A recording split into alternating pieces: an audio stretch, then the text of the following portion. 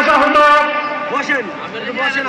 আজকের এই ঐতিহাসিক মহাসমাবেশে এখন বক্তব্য রাখবেন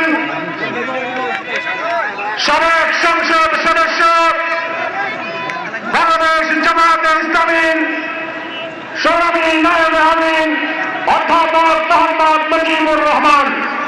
অধ্যাপক মোহাম্মদ মুজিবুর রহমান।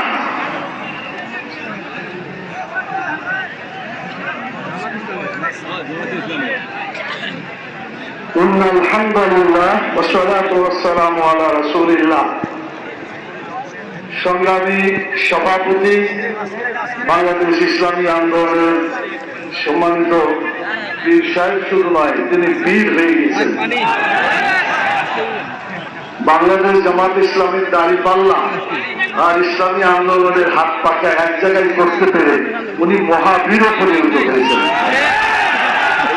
অবশ্য সামনের দিনে আরো বড় বড় সমাবেশ হবে, সেখানে হয়তোবা এর চাইতে আরো অনেক বেশি লোক আপনারা দেখবেন এবং বাংলাদেশে কোরআনের আইনের পক্ষে যে জোয়ার শুরু হয়েছে এটা ইনশাআল্লাহ বিজয় লাভ করবে ইনশাআল্লাহ। সমন্ত ভাইরা, 1947 সাল থেকে 24 বছর ধরে পাকিস্তান ইসলামের নামে অর্জিত হয়েছিল। আপনারা বলেন ইসলামের নামে পাকিস্তান হওয়ার পরে সেই পাকিস্তানের কোরআনের আইন চালু হয়েছিল? যদি বলেন হয়েছিল, ইসলামী আইন তারা চালু করে নাই, বরং ইসলামের সাথে গাদ্দারি করার কারণে সে দেশটি টিকে থাকতে পারে। 1971 থেকে 2024 54 বছর যে আন্দোলন, 54 বছর যে দৃশ্য আমরা দেখেছি, তারা অনেক কথা বলেছে, কিন্তু দেখা গেছে তারা ইসলামের বিরুদ্ধে অবস্থান নিয়েছে। ইসলামের একাত্ম যা ছিল তাও বিতাড়িত করেছে, একটু আগে করেছে। আল্লাহর প্রতি আস্থা, সকল কাজের জন্য আল্লাহর প্রতি ঈমান এবং আস্থা যেটা সংবিধানে ছিল, বিগত স্বৈরাচার সরকার, ফ্যাসিস্ট সরকার সেটাও বিদায় করে দিয়েছে। কথা ঠিক কিনা বলে?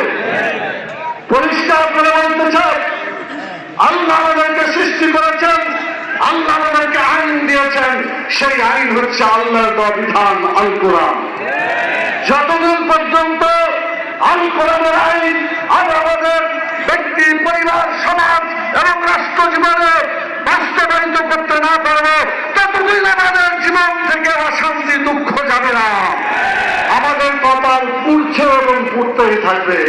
আমি জিজ্ঞেস করতে চাই, আগামী নির্বাচনে আল কোরআনকে জাতীয় সংসদে দিতে হবে, রাজি আছেন?